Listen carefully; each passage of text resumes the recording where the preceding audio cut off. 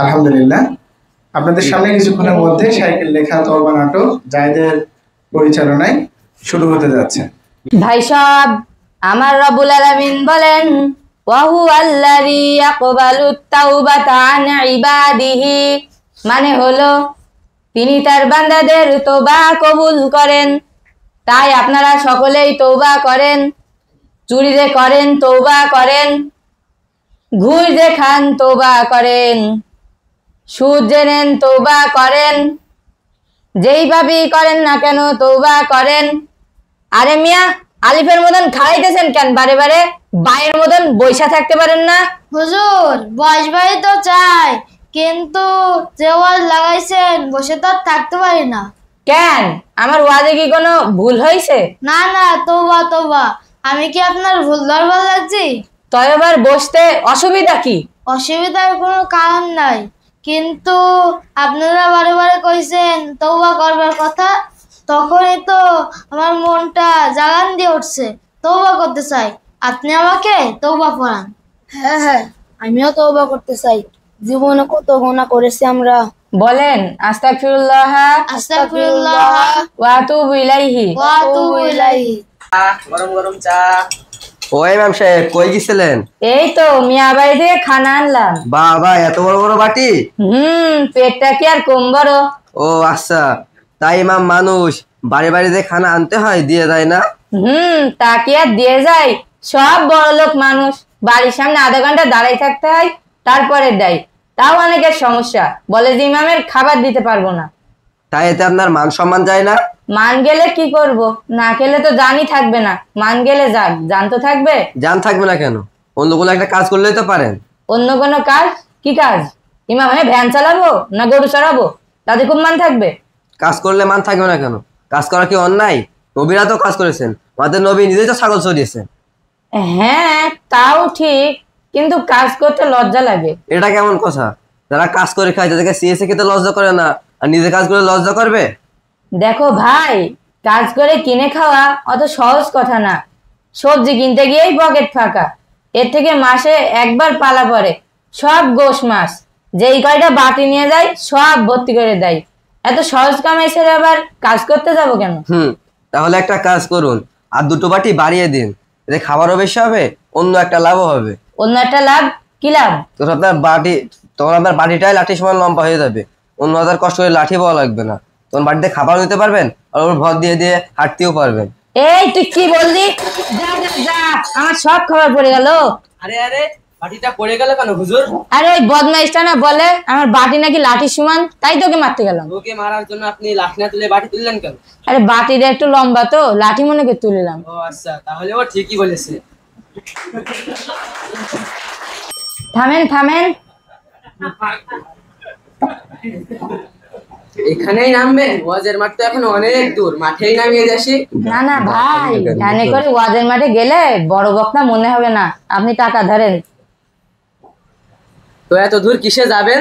ওই সামনে থেকে প্রাইভেট ভাড়া করব। প্রাইভেট? হ্যাঁ, প্রাইভেটে করে গেলে বড় বক্তা মনে হবে, আর প্রায় মনে করবে প্রাইভেট আমার, হাদিয়া বেশি দেবে। ভালো ঠান্ডা।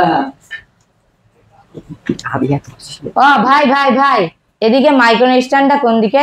ওই যে একটু সামনে গিয়ে বামে, বামে থেকে ডানে একটা গলি পাবেন, ওই গলির সামনেই পাবেন। ও আচ্ছা। হুজুর দাঁড়ান দাঁড়ান। কি কথা? ওই যে আপনাকে টাকা দেন। কিসের টাকা? আপনাকে যে মাইক্রো স্ট্যান্ডের পর্দা খালাম, ওই টাকা দেন। ধুর মিয়া, পর দিকে কেউ টাকা নেয় নাকি? এ তো অন্যায়। তাহলে আপনারা যে মানুষকে ওয়াজের মাঠে দিনের পর দেখিয়ে টাকা নেন, এটা কি অন্যায় নয়? হায় আল্লাহ, আবারও ডাস পেয়ে গেলাম। আলহামদুলিল্লাহ আলহামদুলিল্লাহি নাহমাদুহু ওয়া নাস্তাঈনুহু ওয়া নাস্তাগফিরুহু ওয়া নু'মিনু বিহি ওয়া নাতাওয়াক্কালু আলাইহি ওয়া নাউযু বিল্লাহি মিন শুরুরি আনফুসিনা। উপস্থিত সভাপতি ও এবং আমার সকল দিনী ভাইরা, সবাইকে আসসালামু আলাইকুম ওয়া রাহমাতুল্লাহি ওয়া বারাকাতুহু। ওয়ালাইকুম আসসালাম। ভাই সাহেব, আপনারা সকলেই নামাজ কালাম পড়বেন, খারাপ কাজ করবেন না, খারাপ কাজের আশপাশেও যাবেন না, পাপ কাজ দেখলে বাপ বাপ করে পালাবেন, কেউ চুরিও করবেন না, ঘুষও খাবেন না, সুদও নেবেন না। আরে হুজুর থামেন। কি হলো? রাখেন আপনার সুদের ওয়াজ, কোরআনে যা আছে তাই বলেন। কেন, সুদের কথা কি কোরআনে নেই? কি সুদের কথা কোরআনে আছে? হ্যাঁ, মহান রব্বুল আলামিন বলেন ওয়াহাররামা রিবা, তিনি সুদকে হারাম করেছেন। তো হারামে কি হয়? হারাম খাই না কে? হারামে কি হয় মানে? আশ্চর্য, হাদিসে আছে যে দেহ হারাম দিয়ে গঠিত সে দেহ জাহান্নামী। তাহলে তো আপনার দেহ জাহান্নামী। কেন?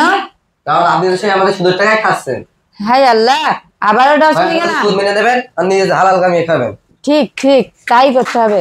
কতদিনই বা ইমামতি করে টাকা নেব, ওয়াজ করে টাকা নেব, মানুষের কাছে চেয়ে চেয়ে খাবো? না, এবার নিজে একটা কাজ করতেই হবে। তাই বলে কি সুদ মেনে নেব? না, তা কি হয় নাকি? কিন্তু অনেক ইমামই তো মেনে নিচ্ছে, আমিও কি তাদের মতন মেনে নেব? না না, আমি তাদের মতন হব না। আমি আজকেই মসজিদে গিয়ে ঘোষণা করব। ভাইয়েরা আমার, আমি আপনাদের সাথে একটা কথা বলতে চাই। কি কথা হুজুর? আমি তো আপনাদের ভালোই চাই, তাই না? কি কথা বলেন? আপনি আমাদের ভালো চান কিনা জানি না, কিন্তু আপনি আমাদের কাছে ভালোই চান। কি চাই? টাকা চান, বেতন চান, চাল চান, কুরবানির চামড়া চান, চান নাকি? ধুর মিয়া, আমি আজকে ওইটাই বলতে এসেছি, বসেন আপনি। তো আমি ভাবলাম আপনারা মসজিদে নামাজ পড়তে আসেন আর আমি পড়াতে আসি, তো নামাজ তো আপনাদের একার না, নামাজ তো আমারও। তো আপনারা টাকাই বা কেন দেবেন? আমি টাকাই বা কেন নেব? আমি আজকে থেকে আর ইমামতি করে টাকা নেব না, ওয়াজ করে টাকা নেব না, মানুষের কাছে চেয়ে খাবো না। আমি আজকে থেকে একটা দোকান দেব, হালাল কামিয়ে খাবো। আমি আজকে থেকে তওবা করলাম। আজান হলে আপনারা নামাজ পড়তে আসবেন, আমি পড়াতে আসবো। এই চা আছে, চা, গরম গরম চা। দোকান দিয়েছেন? হ্যাঁ দিলাম। ভালোই করেছেন, এক কাপ চা দেন। এই যে নেন। আল্লাহু আজান হয়েছে, চলেন নামাজ পড়ে আসি। আকবার। আসসালামু আলাইকুম ওয়া রাহমাতুল্লাহি ওয়া বারাকাতুহু।